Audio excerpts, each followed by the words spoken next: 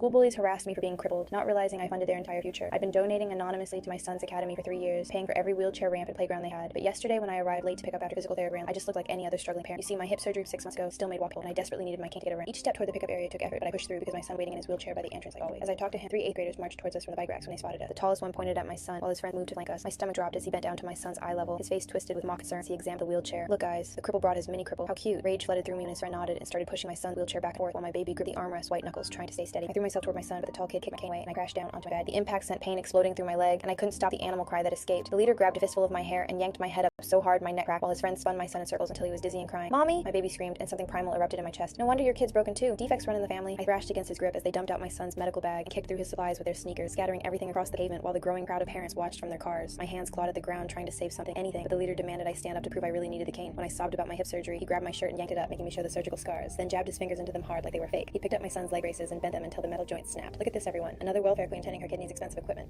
He crushed each prescription bottle under his heel while I sobbed helplessly. The specialized cushion got ripped open with foam scattering everywhere. Then he found my son's transfer board and snapped it over his knee. The reaching tool my son needed for independence got bent into a useless L shape. He held it up mockingly before tossing it aside. My chest went tight watching months of insurance appeals destroyed in minutes. Other parents started muttering when they noticed I stayed silent. They shook their heads and whispered about how we must have done something to deserve this. One of them pointed at my obvious limp and suggested I was probably an addict, while another said my son looked too normal to need a wheelchair. The tall bully noticed the tan line where my wedding ring used to be, and his face got a nasty smile as he leaned in close. "No wonder you're alone. Who'd want to be stuck with 2 cripples? Your kid probably wishes he had a real parent." My throat closed up because my ex had said almost the same thing during the divorce, and I wondered if he was right. Before I knew it, his friend walked behind my son's wheelchair and tipped it forward while the tall one held me down, making my son fall face first onto the pavement. My son's face hit the concrete and blood started running from his nose while I screamed. The impact knocked the wind out of him, and for a second he couldn't even cry. The crowd parted, but nobody helped as the bullies made me crawl to the wheelchair while they kept pushing it away. Every time I got close, they'd kick it further and laugh. I dragged myself with my elbows while blood from my scraped knees left streaks on the pavement. Then they started making me carry the destroyed medical supplies in my mouth like a dog while crawling. When I spit them out, screamed no, they grabbed my son under his arms, yanked him from his chair. His legs dragged across the ground while he shrieked, "Mommy, help me!" And I went insane trying to reach him. The tall one grabbed my hair and wrenched my head up, forcing me to watch my baby's legs scraping raw and bloody. "Tell him the truth. Tell him he's worthless. Tell him nobody will ever love him." I thrashed and bit at his hand, screamed, "Never!" until they bent my son's arm backward. His scream of "Mommy, please make them stop" ripped my soul apart. Something inside me died as those words left my mouth. My son heard every syllable and started sobbing, "Mommy, no," when Principal Holland's voice exploded across the parking lot. "What the hell is happening here?" She was running toward us looking like she was about to murder someone, and the bullies started backing away. The principal absolutely lost it when she recognized me, saying I was the donor who funded the entire school, including the sensory playground. The tall bully's hands were shaking as she called the police, and he went ghost white. They all got expelled, charged right there.